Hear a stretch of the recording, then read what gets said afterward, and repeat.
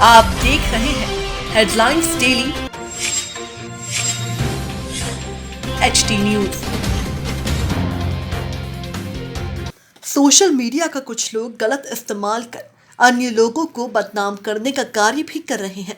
ऐसा ही एक मामला एक वकील के साथ सामने आया।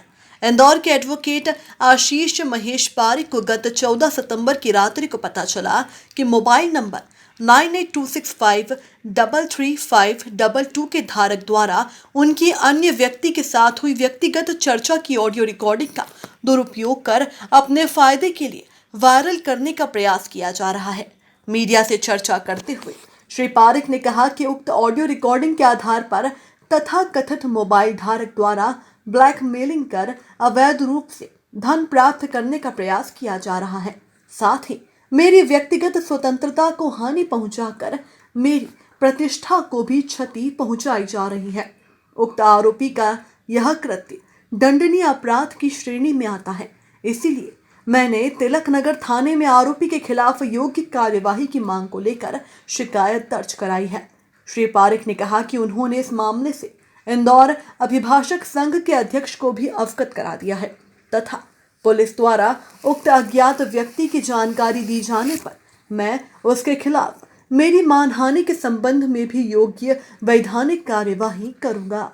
दिनांक 14 सितंबर 2020 को रात्रि 10 बजे मेरे पारिवारिक मित्र को मेरी एक पूर्व में की गई बातचीत, जो कि मेरी उन्हीं से बातचीत की गई थी, जो मेरी निजी चर्चा थी, उस चर्चा को सार्वजनिक किया जा रहा है। उस व्यक्ति का मोबाइल नंबर है 9826533522। उस व्यक्ति द्वारा मेरे परिचित जिनसे मेरी कोई चर्चा हुई थी, वो हमारी पर्सनल चर्चा थी, निजी चर्चा थी, उसको उनके नंबर पर भेजा गया है और एक अवैध वसूली या जबरन वसूली के आशय से ये रिकॉर्डिंग भेजी गई है। और मेरी निजी चर्चा, मुझे भारतीय संविधान राइट टू प्राइवेसी का अधिकार देती है। मैं किसी से कुछ भी चर्चा कर सकता हूँ, पर वो कानून के दायरे में हो। मेरी जो चर्चा हुई है उसको वायरल करके मुझसे अवैध वसूली का प्रयास हो सकता है, या जिस व्यक्ति को वो चर्चा भेजी गई है उससे अवैध वसूली का प्रयास में भी किया जा रहा है।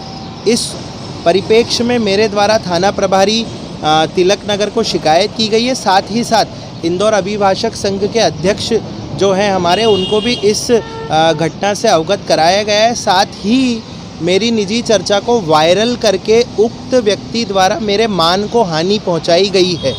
तो उस व्यक्ति का जो नंबर है पुलिस द्वारा सर्विलियंस में डाल दिया गया है। उस व्यक्ति की जानकारी प्राप्त होते ही कानून की जो भारतीय दंड विधान की धारा 294 एवं आईटी एक्ट की गंभीर धाराओं के तहत तो मामला दर्ज होगा ही साथ मेरे द्वारा उस व्यक्ति के विरुद्ध डिफेमेशन, मानहानि का दावा माननीय न्यायालय में प्रस्तुत किया जाएगा और गंभीर से गंभीर और कठोर से कठोर कार्यवाही की जाएगी। ये जो आपकी व्यक्तिगत चर्चा हुई थी जिसको वायरल किया जा रहा है, ये कितने समय पहले की? ये लगभग 2 वर्ष या 1 वर्ष पूर्व की चर्चा है। इस चर्चा को मैं तो भूल ही गया था, साथ ही जिनसे मेरी चर्चा हुई थी वो भी इस चर्चा को भूल गए थे।